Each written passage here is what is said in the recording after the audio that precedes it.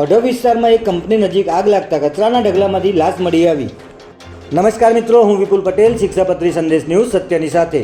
એક નજર આજના મુખ્ય સમાચાર પર.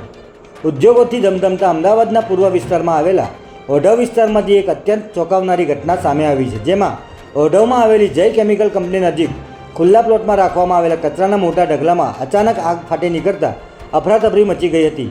ઘટનાની ગંભીરતા જોઈને ફાયર વિભાગની ગાડીઓ તાત્કાલિક ઘટના સ્થળે પહોંચી હતી અને ભારે જહેમત બાદ આગ પર કાબૂ મેળવી શકાયો હતો. જે બાદ ફાયર વિભાગની ટીમ દ્વારા કુલિંગ અને તપાસની કામગીરી ચાલી રહી હતી, ત્યારે કચરાના અવશેષો વચ્ચેથી એક માનવ શરીરનો બળી ગયેલો મૃતદેહ મળી આવ્યો હતો.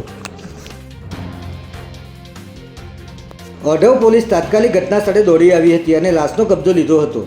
પ્રાથમિક તપાસ અને કાગળોના આધારે મૃતક યુવકની ઓળખ પ્રતાપ ઠાકોર તરીકે થઈ છે. ત્યારે પ્રતાપ કચરાના ઢગલા પાસે શું કરી રહ્યો હતો? આગ લાગી ત્યારે તે ત્યાંથી કેમ ભાગી ન શક્યો? અથવા તો શું તેની હત્યા કરીને પુરાવાનો નાશ કરવા માટે લાશને અહીં કચરામાં સળગાવી દેવામાં આવી છે? આ તમામ સવાલોએ પોલીસની ઊંઘ ઉડાવી દીધી છે. ઓઢવ પોલીસે હાલ પૂરતો અકસ્માતે મોતનો ગુનો નોંધીને કાયદેસરની કાર્યવાહી હાથ ધરી છે અને આ કુદરતી અકસ્માત છે કે કોઈ મોટું ષડયંત્ર છે તે દિશામાં પોલીસે તપાસના ચક્રો ગતિમાન કર્યા છે.